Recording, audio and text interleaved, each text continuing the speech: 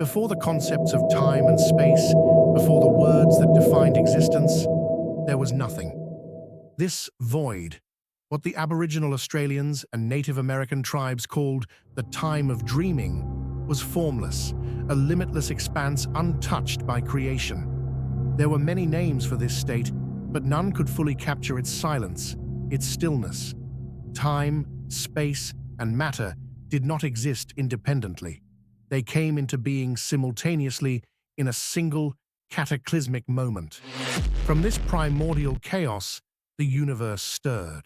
Stars, planets, and solar systems were born. Scientists call this moment the Big Bang, while others of faith describe it as the separation of heaven and earth. No matter the belief, whether rooted in science or divine intervention, the origin of the universe marked the birth of everything.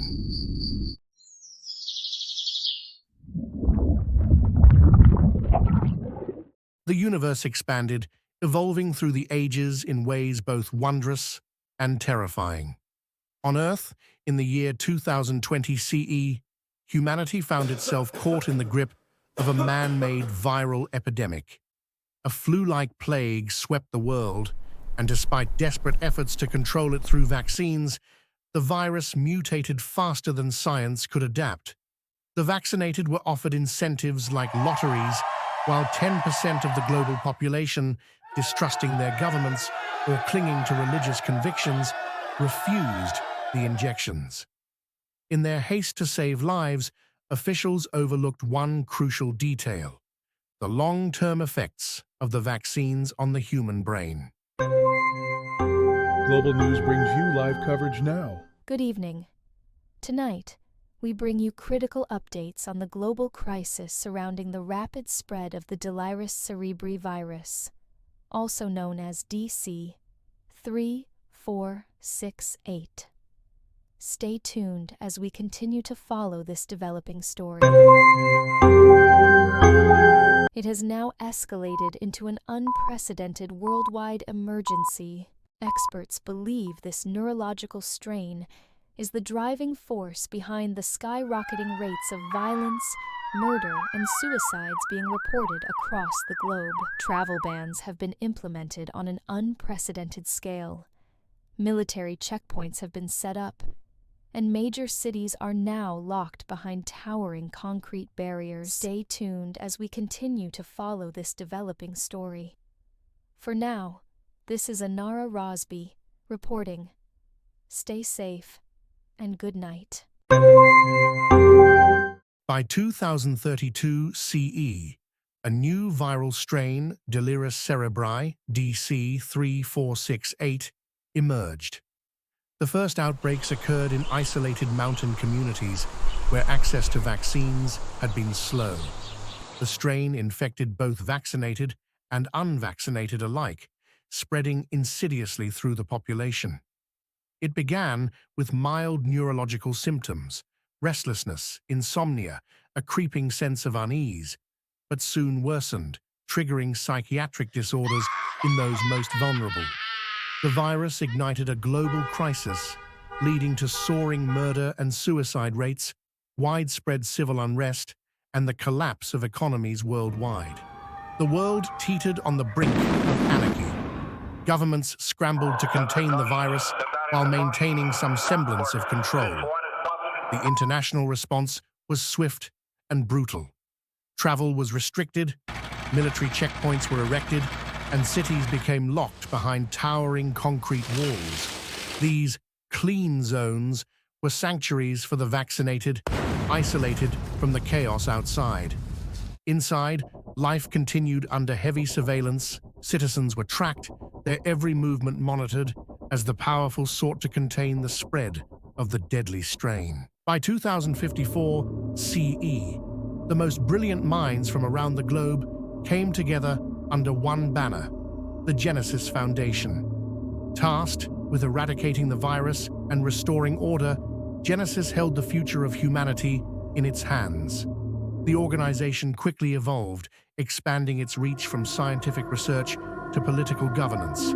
It was Genesis that advised the construction of the walls, the quarantines, and the tracking systems that controlled every aspect of life inside the clean zones. Yet even within these bastions of safety, the shadow of DC-3468 loomed. Those who exhibited signs of mental illness or even a predisposition to such conditions were swiftly categorized by Genesis.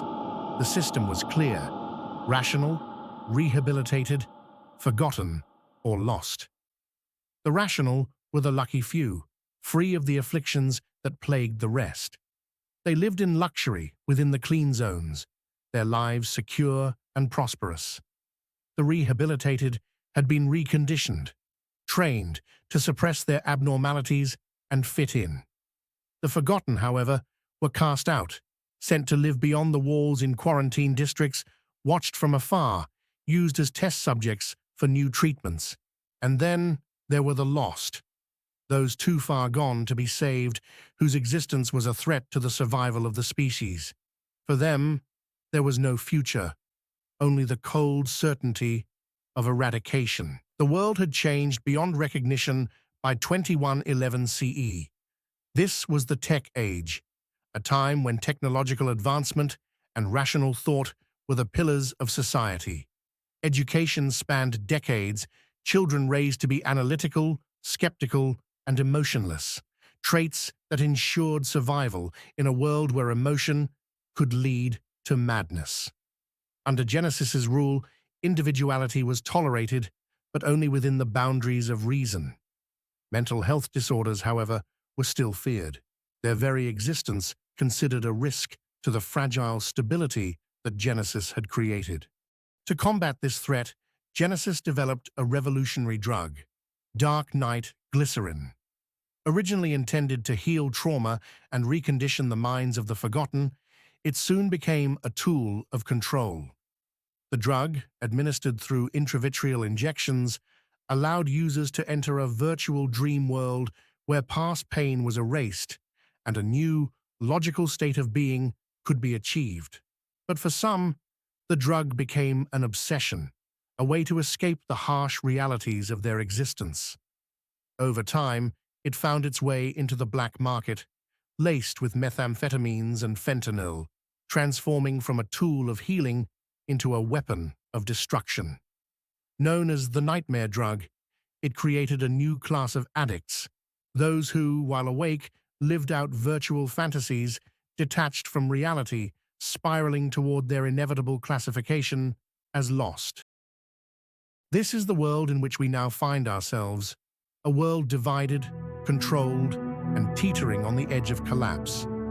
The optimists call it an age of progress, a time of diversity and technological triumph. The pessimists call it an age of separation, where fear and division rule, and humanity, despite its advancements, drifts further from unity and understanding. But whatever you choose to call it, one truth remains: the collective is fractured, and the future of mankind hangs in the balance.